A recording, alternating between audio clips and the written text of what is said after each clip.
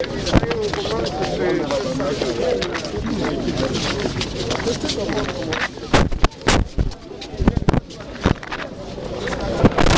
toi, Vanessa.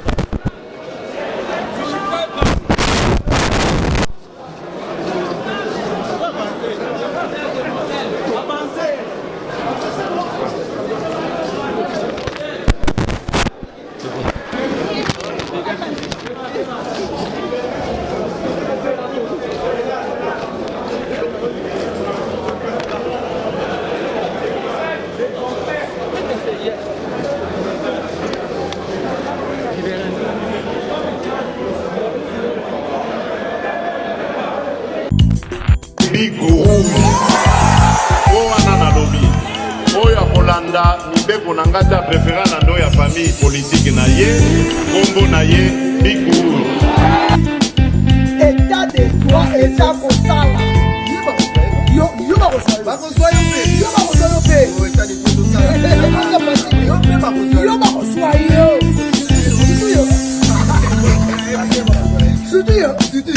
ya indépendance mpona nini mboka ya biso ekufi mboka ekufi mpona moyibi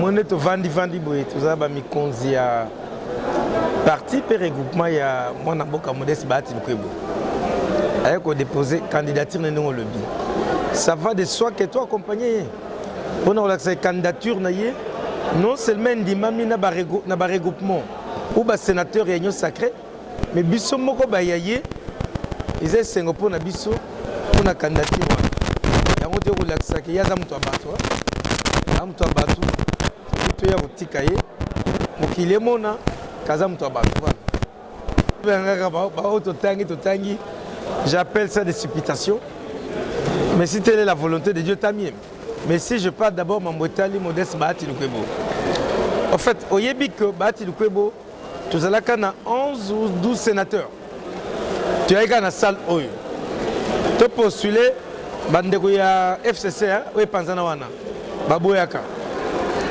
mais tobundaki na ndenge na biso moko na combat moko babenga un contre tous moyebi nombre de voix tozwaki balingaki biso te mais tozwaki bavoix ebele awa na salo oyo mais tour oyo ata yo moko 84 sénateurs balobi candidat na biso Bahati mofuza libomba mpo otya te engapi te na place na otya te po tozwaki na 11 sénateurs tokei 1 contre 13 à 13 sénateurs. Tokei 1 contre tous. Tobimi na combien 43. 13, Tobimi na 43, Tobimi 30. 1 contre tous. C'est-à-dire AFDC allié contre FCC. Est-ce que vous avez une sacrée contre une sacrée? Moi, je suis Chintunga. Oh. Tu veux que tu as les camésés, les guinéens. Mais avant ça, la place, il y a moi, la boca, ça m'a demandé, on a qui pouvait, moi, la boca, mais c'est quelqu'un qui peut moi, ça place, que fait la porte, premier ministre, mais les autres qui c'était comme on met dans ma casse, la catia, c'est là, moi, la boca, bon, dans le Bakara Boy, dans le institution, présidence de la République, Parlement, composé de 2 chambres, hein? Assemblée nationale, na Sénat. Et puis tu as la primature, hein? Oh, le gouvernement. Ils ont 4 institutions clés en Mboka. Si nous avons une l'équipe Mouninga, Bamso Efsangai, Sénat l'équipe, Assemblée nationale l'équipe, primature l'équipe. Mais moi je te répondrai que c'est complémentaire. Toutes les institutions sont importantes. Pourquoi? Parce que tous travaillent pour l'épanouissement et le développement du pays. Bahati Premier ministre, Bahati président du Sénat, ça va de soi. L'essentiel, c'est comment accompagner le chef de l'État dans sa vision. C'est ça notre problème. Comment nous allons accompagner le chef de l'État qui nous a honorés? Oui, puisque tout État de droit et bandit. Vous comprenez? Ce État de droit n'est pas ni. Ce qui Félix Antoine Tshisekedi Tshilombo. Néroto là. Zolanda. Ce que tu as kana FCC caché. C'est FCC hein. Comme le FCC hein. Ah. Ce que ils ont le koana. Ndere biso to melaka maït. OK. Pour dire on aurait dit être dans la noyade. Mais il a fallu que quelqu'un vienne avec sa vision. Le peuple d'abord, état des droits en avant. C'est ce que dit Félix. OK. Pour moi, l'élo, alternance et bandit. Pas besoin d'alternance, on n'a pas besoin d'alternance. C'est cette alternance où nous avons vu le chef de l'État en fonction.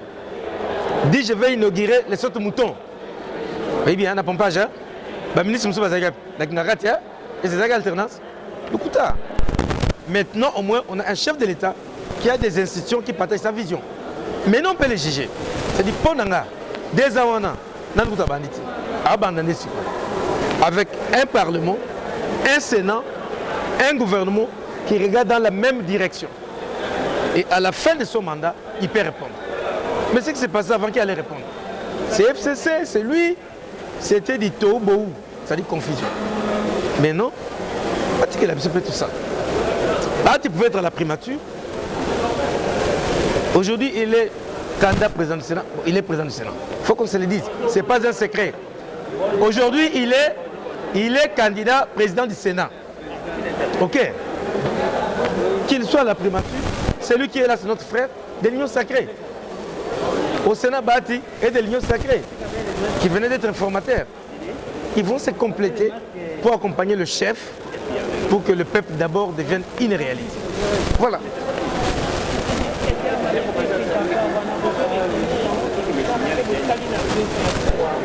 Maman, on a une question, Moko. Aïe, pardon. Nous sommes ministres, nous avons pour toutes les questions. Avant Mouzé Laurent Désiré Kabila, nous avons combien de ciment? Il y a taxi, les bosses ont combien? Nous avons ton rail, pendant ma colo. Et c'est là qu'après combien d'années? Posez une réponse. Le changement, c'est la volonté. C'est la volonté. C'est la décision et l'orientation que les dirigeants donnent. Il n'y a jamais eu de mauvais troupes, mais de mauvais chefs. Pour que l'état de droit revienne dans le pays, on n'a pas besoin de 3 ans. C'est question seulement que ceux qui seront au gouvernement facilitent la tâche au Premier ministre, facilitent la tâche au chef de l'État. Dans des réunions de conseil des ministres, des décisions se prendront, que chacun comprenne quelle est la vision de Félix Antoine Tshisekedi Tshilombo. C'est le peuple d'abord. Aux autres ministères, il y a un lipa. Vilmissa en volume. Aux autres ministères, il y a un Massanga. Qui t'a au moins pris. Aux autres ministères, il y a un boy. Tout ça, il faut produire. Le ministère de production, vous produisez. Pour te diversifier l'économie, donc c'est seulement que chacun, là où il sera, dans cette nouvelle allure, qu'il comprenne que d'abord c'est qui? Le peuple. C'est tout. On n'a pas besoin de 3 ans, 4 ans, même dans une année ça peut changer. Mais il faut qu'il y ait une volonté politique des dirigeants. Et qu'il faut qu'il y ait des canaux de communication pour qu'il y ait interaction entre la population et ses dirigeants. Les choses vont avancer. C'est ça le problème. Les Congos, c'est un problème d'hommes, de mentalité et de vision. Mais par rapport à ça, il y a des gens qui disent que les enfants avec le Félix Antoine, qui serait une basket, c'est la politique à nous, les hommes, comment doser la élection à 2000, comment c'est la moitié 2025-2026. Bon, écoutez, nous sommes dans un pays où un demi-processus démocratique, hein? C'est-à-dire on ne peut pas empêcher les gens à réfléchir. Chacun réfléchit. Mais est-ce que c'est ce que le chef de l'État dit? Et le chef de l'État le bien, bien sûr le bien. Ils ont là-bas, des intégrales, non, non. Tous ils parlent, mais écoute, à ça la loi où est l'élection, gouvernement, à ça la politique n'a budget, il est trop bien. Parce que c'est le gouvernement qui va définir le budget de la République. Total, ni n'a pas d'élection. Mais moi, je vous dis que 3 ans, c'est trop peu, mais c'est beaucoup. On peut beaucoup faire dans 3 ans. Je vous donne un exemple que tant que vous avez contacté, nous avons 4 ciments, des liboso, Tongaraï. Mais dans moins de 2 mois, c'est là. Parce que volonté, ça. Ça se peut que l'ingili peut vivre, c'est volonté. Yo mozo tala mikolo yo, hein, $, hein, 2 millions. boye allez 10 millions, boye 20 millions. Ils ont l'accès, mais si on canalise ça vers la caisse de l'État, je pense que même budget va 4 milliards autres au Donc c'est pour dire quoi? Tu peux ça chef de l'État chance, tu peux ça gouvernement de chance, tu peux ça institution na parlement na Sénat chance. Heureusement, tu as na Sénat tout bâti. Bâti quoi bois? On a tracteur. On a tracteur. Que tu as un ministère du travail, tu as un ministère à plan, tu as un ministère à économie, qui est national, tu as un INPP, tu as un CNCS, on a un tracteur. Si on a parlé à l'Assemblée nationale, Papa Mbosso, il y a 23h59. Et pour Anine, il y a une minute. Si vous voyez, il en a. Il y a un lembo. Vous dit, ça c'est mon avis. Parce qu'on a âge à sagesse. Aïe, attends là-bas, on a boyunga ni mingi tana sungabina. Qu'est-ce qu'on a dans le Parlement? Bah toi ma casse la décision wana délibérante et puis bah vu côté yo tocha une nouvelle énergie. On te marage ils a bombe. Si on a tête kuna fachi beton. On comprend le peuple d'abord. Tout ça tout ça.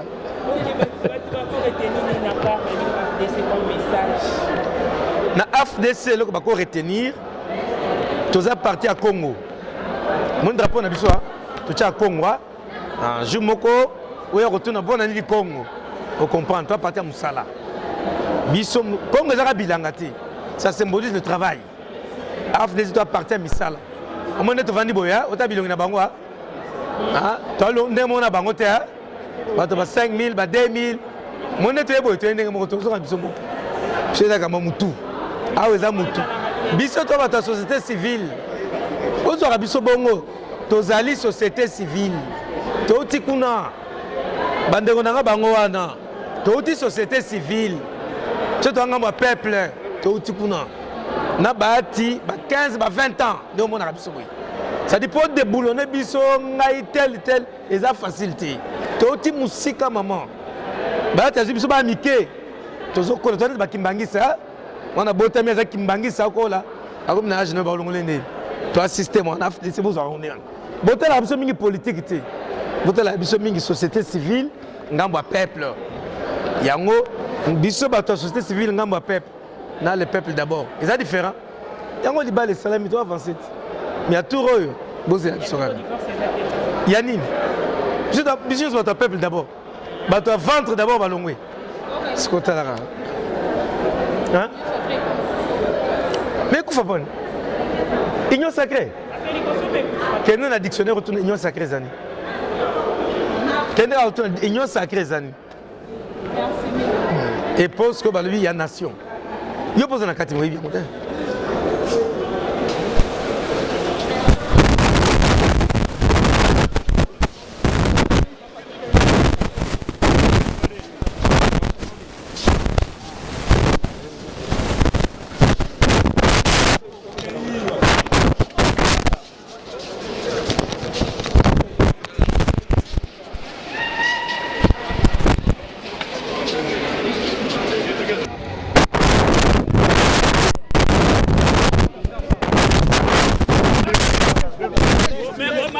Au poste de président du Sénat pour apporter ma pierre à l'édifice. Comme vous le savez, son Excellence Félix Antoine Tshisekedi a lancé l'Union sacrée de la nation. Ça veut dire une nouvelle méthode de gérer le pays, une nouvelle gouvernance. Et nous nous inscrivons dans ce combat. Nous sommes l'occasion pour nous de venir démontrer que nous sommes engagés sur la voie du changement, la voie du bonheur du peuple. Le Parlement puisse apporter sa pierre à l'édifice national. Le Sénat ces derniers temps est caractérisé par la corruption, les détournements. Qu'est-ce que vous pouvez apporter après tout ce sont des choses qu'on a entendues, mais je pense que notre mission première va être de redorer l'image ou le blason du Sénat. Ça va être notre première mission. Après avoir compris pour la première fois, cette deuxième fois, pensez-vous que vous allez vraiment même 3 fois, même 10 fois, nous sommes des combattants. nous ne baissons jamais les bras, même tant qu'on n'a pas atteint l'objectif, tant que le peuple congolais continuera à souffrir, nous ne baisserons jamais les bras, nous ne nous tairons jamais. Et un mot à vos lecteurs. Nous remercions. Un mot à vos Mes électeurs. les collègues sénateurs, je demande de me faire confiance et de faire confiance à tous les candidats qui s'inscrivent dans le schéma de l'Union sacrée de la nation. Merci. Au nom de l'honorable Jean Bakomito et de la grande province orientale, comme vous le savez, qui est composée du Bas-Ouélé, du Haut-Ouélé, de l'Ituri et de la Tchoukou, les CFIs de ce vaste espace remercie sincèrement le chef de l'État, son Excellence Félix Antoine Tshisekedi Tshilombo, qui, en démocrate historique, a autorisé le dépôt de candidature de ce jour de l'honorable Jean Bakomito à la questure du Sénat. La Grande Orientale soutient totalement Jean Bakomito, car avec lui, nous avons le sentiment d'être représentés valablement. Et c'est important d'insister là-dessus. Et qu'est-ce que vous comptez apporter de nouveau au niveau de cette chambre haute du Parlement? Il faut quand même dire que cette candidature, nous la soumettons humblement aux honorables sénateurs, qui sont les électeurs. Nous savons que les sénateurs veulent avoir un bureau digne, composé de personnes intègres, des personnes de bonne réputation, compétentes, qui vont faire, qui seront... Et l'honorable Jean Bakomito, son projet, c'est une question de service.